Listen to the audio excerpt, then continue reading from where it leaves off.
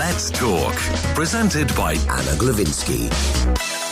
So I'm actually sat here drinking my cup of tea with the whole of the mixing desk in front of me, and it reminds me of one of the most horrible mistakes that I have ever made, and it does go what you think it does. I was working live on the radio and I poured a whole cup of tea over the mixing desk, and yes, it did mess everything up live on the radio. The whole thing just fizzled and stopped. I burst into tears because what else is a grown woman to do when they mess up?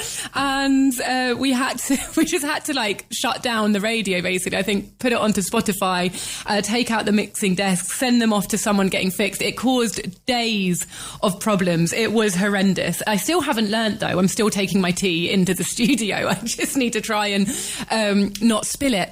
But at least, you know, it was bad for me, but it didn't change the course of human history. And that's what we're going to be talking about today. People that can put their mistakes, or put my mistake into perspective, really. Makes me feel a whole lot better about the bad things that I end up doing. I've got Paul Coulter here, who is in the middle of a tour at the moment, comedy tour, where he's sharing stories like this, but he's also written a book. Good morning, Paul. Thanks for joining me. Oh, hey, Anna, you've had me cringing because I've spilt vodka Red Bulls over friends' laptops, and the flashbacks are coming back too real to me right now. That's a memory I'd forgotten about. But do you know, oh my God, it's coming back to me. I remember when I was going out with my first boyfriend, so I was quite young, and we visited his friends who'd just got a new house and a little white chair, like this circle white fabric chair, and they gave me a glass of red wine and said, "Don't spill it." Yeah. Oh, no. I remember I stayed with some posh friends' family once, and they had this beautiful white sofa, exactly like you're saying as well. And I was 16 or something, and I got up and like some inky pen in my pocket had just blotted their designer sofa. I think it's just so relatable, right? We all make mistakes. They just don't change history. Then maybe they change our own histories. Yeah, I think in some cases they certainly do. What is it about these like big blunders that caught your attention and has made you turn it into a book and a show? It's just relatable, isn't it? Like, we all make mistakes. We make them all the time. We beat ourselves up. You're like, oh no, I left the oven on. Or you do something absolutely stupid and you spend a week just thinking about, like, why did I do that?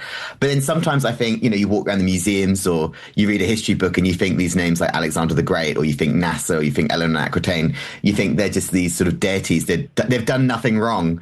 And then you realize actually their mistakes are worse than our mistakes. Their mistakes can be stupider than our mistakes. Kind of makes me feel better about my own mistakes. That's basically the whole reason I've done it. Yeah. It's basically been therapy. What was like the first mistake that you thought, hang on a minute, there's a story here? Is that the way that it went? Actually, I'm just putting myself in your shoes and assuming. No, you're completely right. Because this all started for me. So I mean, obviously now I'm promoting the book, 10 Mistakes to Change History, and I'm on a tour of the UK. But this all started, I'd done comedy for, I don't know, more than 10 years. It was just a hobby that went wild. Something I was doing after work, and then it got more serious. And then I was in the Sydney Fringe in Australia, and I just put this in just as a little thing, thinking, whatever, you know, 2 people will turn up. That's the normal Fringe audience. And it hit a chord and sold out Sydney, sold out Adelaide, then went crazy at Edinburgh. But the first one I did, I was just writing it thinking no one was going to come. The first one I did was Cleopatra. And I remember I was just thinking it was like the dating scene, because a couple of my friends were telling me how bad the dating scene was. So I did this whole story about Cleopatra swiping right on Julius Caesar and Mark Antony, and how Mark Antony ended up being this sort of terrible boyfriend who made her the last pharaoh of Egypt and changed history. And that was the first one. And I was doing it and I was like, wow, this is so relatable. Mark Antony, he used to swagger around showing off his muscles. He used to like tether lions to chariots. He sounds like a couple of the boyfriends of my sister. So I was like, this is very relatable. So it started on that, and then we went wild on all the other mistakes we've done. And how do you then, I mean, now that you're actually looking for mistakes, how do you pick them and choose them? How much research do you do? Oh, I do so much research because the first time I did the show, I just put it together. Like I said, I didn't think many people would come. Sold out Sydney, went crazy. Then I was like, then suddenly, before I knew it, I was on stage at Edinburgh. And in the early days, I used to get what I call history hecklers, which would be like mainly history teachers and people who know a lot about history would line up at the end of the show and they'd be like, well, actually, you got that wrong. So I actually now will do, 3, 4, 5 books on each topic before I even do it. So it's so well researched now, the show, but it's comedy, but you've got to make sure you're bulletproof on the history. I find them. Is that just so that you can combat the hecklers? I mean, could you not just say this is a comedy show, not a lecture in your promotion and, go from there? Well, I think you've just got to think, the way I've worked it out now is if you're doing anything history, you have to be bulletproof. You have to make sure that you've got it completely right. Because if you get the history fans, you get the comedy fans, they're all coming out. The comedy fans want to laugh, the history fans want the history, but you have to make sure that you're 100% on the history and that they trust you and then they'll come with you on the journey because they go, oh, he's just not making it up. He's bulletproof. So now, we've got that locked down now. I read so much history. I'm just a big nerd. When I was 8 years old, I used to walk around dressed as an English Civil War knight. I'm that kind of kid. So I've always been reading history. What did an English Civil War knight wear? Used to wear like a helmet, like I was going for the parliamentarian side, like a little helmet and stuff. The teachers said, come to school dressed as your superhero. I came as an English Civil War knight. Like everyone else was Batman or Superman or Spider-Man. That's what I turned up as. So clearly this was a thing that was always going to be a problem for me. I just read loads of history. So obviously by doing that, you find the mistakes. I find that you can't do it backwards. You can't say, oh, I want to do a mistake about Beethoven. You almost have to just read a lot and find it. You can't backtrack it often. You have to read a lot. And then once you've discovered a turning point in history, you'll often find it's a step up. That's a really interesting point, actually, because I was wondering, you just have to read loads and loads then and wait for it to come to you. You can't actually force this to happen. You must know so much random stuff then by now. I think so. I didn't realize when I was writing the book, I was writing away and you'd be writing on one chapter and suddenly you'd find something else and you'd be like, wow, that's a cool fact. Like Amelia Earhart, like she's one of the big chapters in the book. And I was writing about her and about her expedition across the North Atlantic. And I discovered out her engineer was Buzz Aldrin. Buzz Aldrin's dad was the engineer for Amelia Earhart.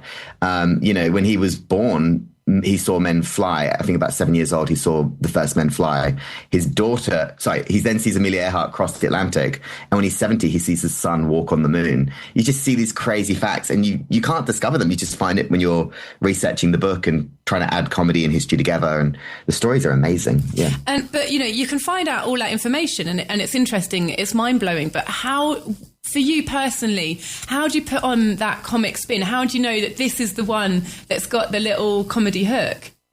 Well, the secret is like what I've worked out, because now I've stood on stage so many times, you see the faces, you hear the laughter and you're working it out. But what I've worked out is actually it's got to be about the people element. What made history so boring for so many people at school is they just hear dates, they hear kings, and it's just dates and kings and numbers, different king waving a sword. So you're not actually it's boring. You lose attention to it. So what I try and do when I'm on stage or when I'm writing the book is I try and make it relatable human characters. So instead of, Alexander the Great, Louis the Seventh, you start to think of them as a person like, Alexander the Great, like he was basically like a gym bro and his 7 mates were these big muscly generals, very similar to the sort of guys that I see all the time. You make them relatable, you bring their personalities to life. And then if they stuff up or they do something stupid, for you, you don't need to know someone who's created an ancient army or led an ancient kingdom. We know people who are lazy. We know people who are greedy. We know people who are, arrogant. If you can make these historical characters relatable, then people will laugh because they can associate it with the people that they know in their lives. And would you be willing to give us sort of just a bit more on one of your particular favourites from the book? And I don't want people to think they've got everything here on the radio, so they don't need to go to shows or they don't need to buy your book. But, a little teaser about which one that you particularly like. No problems at all. I mean, my favourites was always the last one I wrote. So there's a lot of favourites in there. But one of the absolute favourites for me is the Titanic. And I think we all know the Titanic from the cheesy movie. I love the Titanic, yeah. I watched it on the plane lately. The guy next to me moved seats. I was like, all right, I don't know what to do. Were you crying or laughing? He looked at me with a face that implied that I was the saddest man on the plane and moved to another seat. But I loved it. So yeah, the Titanic was great because I think we all think we know it. Like there's so many podcasts, so many books. We all know the movie. We all know the mistakes. Not enough lifeboats. We know that, there weren't enough lookouts. Captain puts the ship full speed ahead, ignores all the iceberg warnings. We know that. But when I do the book and when I do the show, I do a mistake by someone not involved in the Titanic, not even involved in the engineering of the Titanic, because on the night the Titanic sank, 5 to 8 miles away, there was another ship sitting on the horizon. All the passengers could see it. It was fully lit up. It did nothing to save the Titanic because everyone on board that ship was fast asleep. And the captain got woken up 3 times in the night about this mystery ship on the horizon. And he refused to even go on deck to check it out, even when they said there were fireworks. So that ship, if he'd gotten out of bed and he'd actually turned his engines on, putted over to the Titanic, he could have saved most of the lives on board. We wouldn't have had the horrible loss of life or a cheesy 1997's movie. So it's quite a big one. That's it feels like a gut punch. I'm like struggling to find crazy. The comedy here, to be honest. Yeah, I tell you what, you have to look into it and go into the little stories into it, and then you find the comedy in it. So when you nail down, you find those things and they pop out. But yeah, it's a crazy, crazy story. And but one of my favorites on stage. And for you, what's are there huge creative differences? What do you prefer, being on stage or writing a book? They're wholly different processes. Very different. I think when you're on stage, half the writing happens when you're actually on stage and you're talking to the audience and you see what works. You could be like, this works, it doesn't work. And then I started as an improv comedian, so I'm quite used to just making things up on the spot. And then you'd improvise a line.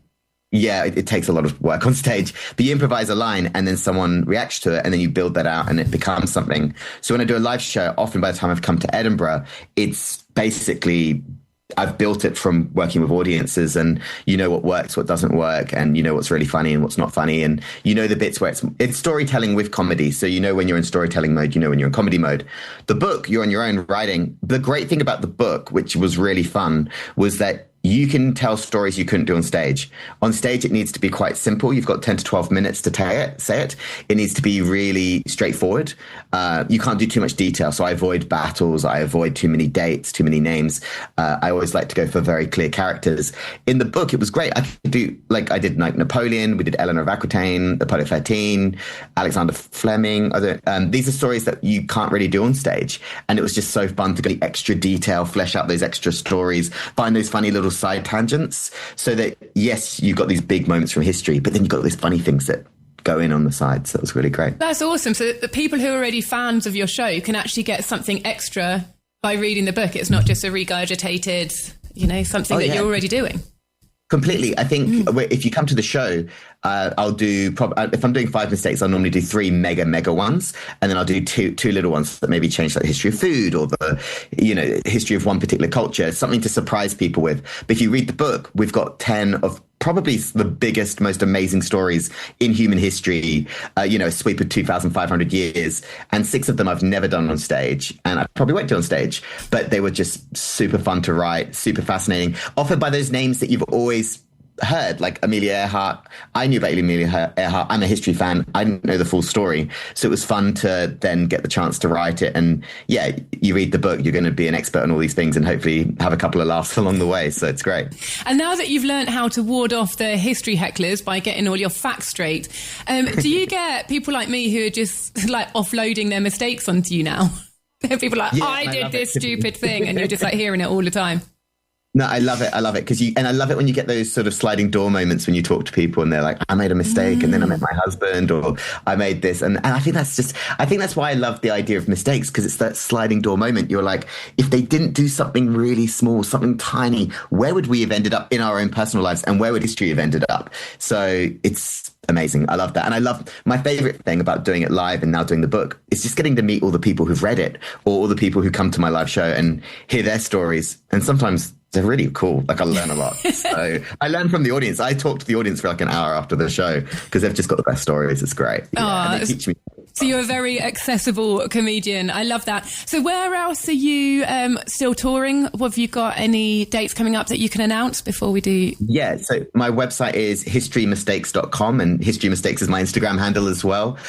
So I'm on a 55 tour date tour at the moment, which is my mistake to take too much on, to be honest. So at the moment, I'm in a premiere on the way to another show. I love a premiere by the way. They're really good. They're really good. Have you noticed like the attention to detail? So I stayed in one about a year ago and I was just mind blown. They have like have you seen the little bottle openers that are like stuck to the desk? And they've got like, you can order pizza at 4:00 in the morning they've got like the drunk menu for the drunk ones coming home from the parties.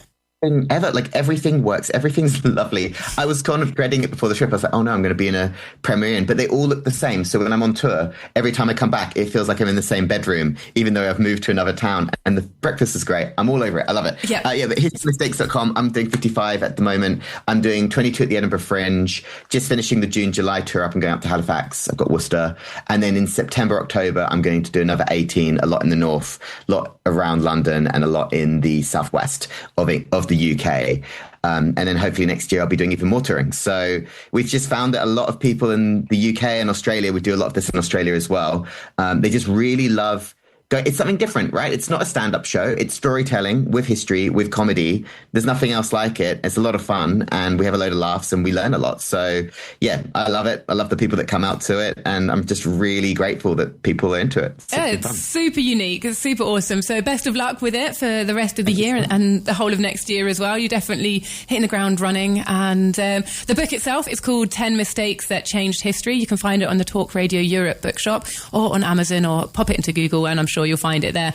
Paul Coulter, thank you very much for joining us this morning. Thanks for having me on. Talk to you later. Bye-bye.